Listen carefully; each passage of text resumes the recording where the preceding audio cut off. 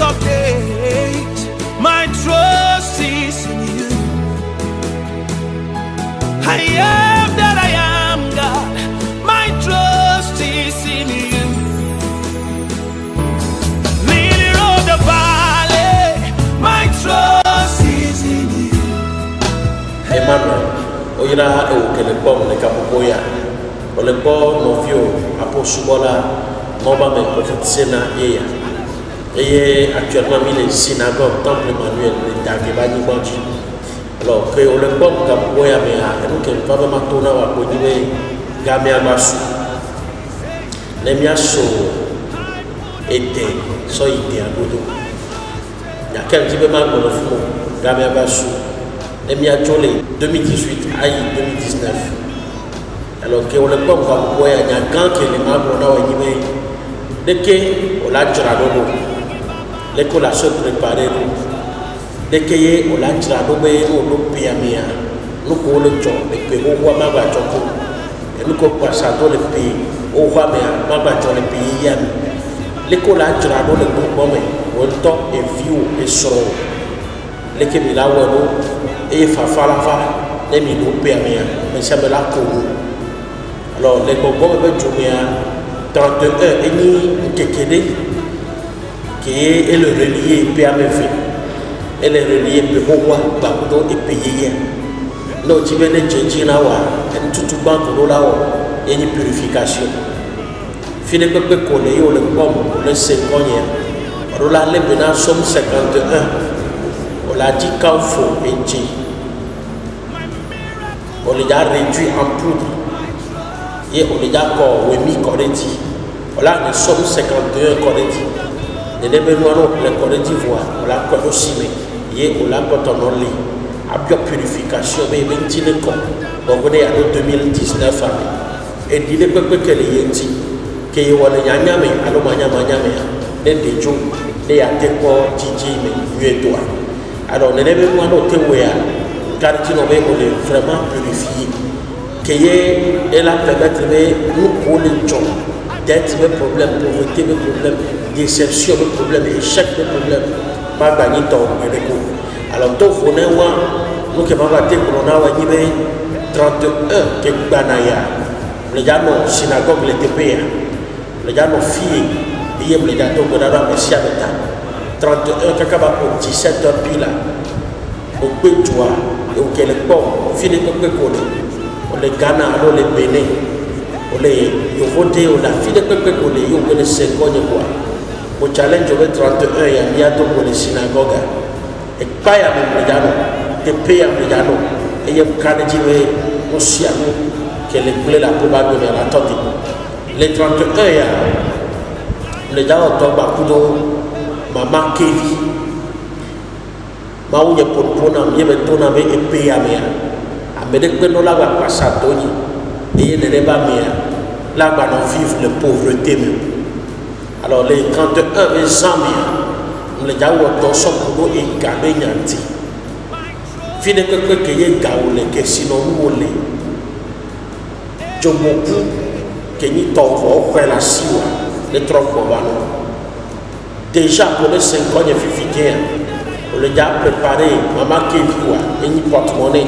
C'est vrai pour le coup, l'écran dit qu'il on les a dit dans l'ordi. Et on les a donné pour son boulot. Baba, nous qu'on avait canard, basi, canard, baba, et basi. On l'a donné, et on l'a dit non. Les débats canard, basi, on l'a sonné, les débats canard, basi, non, les andos, et on les a boulaniers. On avait un bateau, on bosse au tombe, on va voir. Soit si on a pour les dire. Mais il y a des gens qui CFA, City, Naira, Euro, Elia, Negovanai. Autant au Ghana, autant au Bénin, autant au Yofoté, autant au Fide Pépé, on est sport fiti en direct. Niemo, le Pafi Kolé, voir au Canadien, noté au 2019, autour de la Légion. Alors, les Québécois, il doit y avoir. Nous, on le pour on l'a dit, les pas babasien. Et nous, le pour les dia, on a nos blondes, les baignants, Américains, les soutiers, et donc, il est un canet au chemin. Il y a nos promotions, les droits, CFA, euro, dollar, on ne va choisir donc on ne va pas voir on la sort de l'éva c'est sorte de Kélian on l'a répété dans l'élément à Kakana 31 Vincent les pour 17 piles mano fille les synagogues filles tu peux que mi déjà non il y a 31 et mano fille on la sort qui vit à Dassi aziane no me l'année blabla ou d'un bagban on se va mila on so politi et me cadre dit les EPA 2019 que mille yobé année de nehir lumière la clair à pour finance au y caribé au champ pour la tirosara mi dankoro et tanya ti alo piative année de lumière mi de tout le Daniel 2 verset 22 et ben et y a aussi avec quelqu'un victime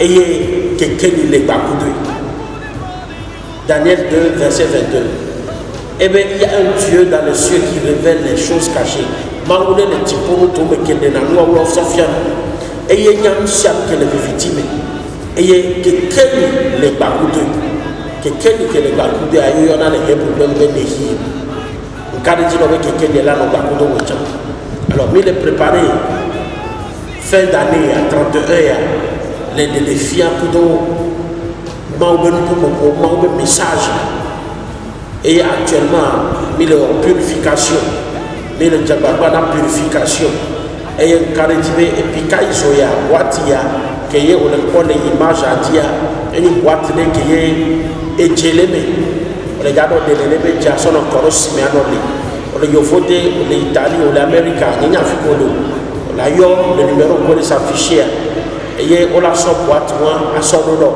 alors la donne mais on est d'ami on la va on est même boîte et puis quand il soya nous quand on la va venir à souhait à son corps aussi maintenant na bio purification il y a donc bon 31 à la et nous les cas que m'a on sort pour les caméras les nyasodien et il y avait à pour après ça a changé position dans le bureau fauteuil avec les caca perdre à 3 à bâti ou avec les caca perdre à 3 et il y a que dans le verre sur quoi ni mais les gens ont payé mais pas pour avoir et payer pas ou y a les tombé à son cas vers plat ou camp voir juste une que là non là ni symbole na et nous à deux mais nous payer acte prophétique que y a nos ouïa et la clodo le père patable approuvé et nous ensemble à pour ça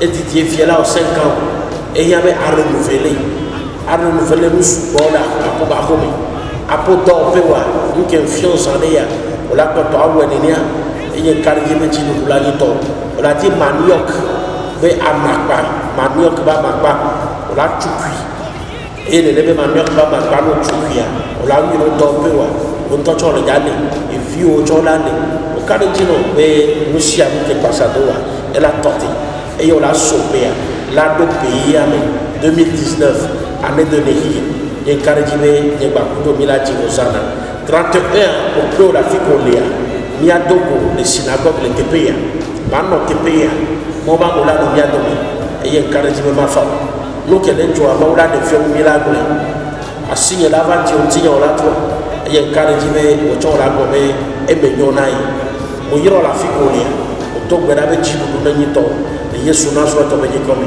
il y a le 90 91 87 13 dit on va réserver des pays d'arena ne et baba no bodono il y a notre pays mieux de que ya senya que on est à toi il y a le numéro 90 91 87 13 on dit on va sur purification et puis quand il soit sur d'ai yo toi meroda et on la va là-bas on y aura le Yesu qui comme Emmanuel. Hey!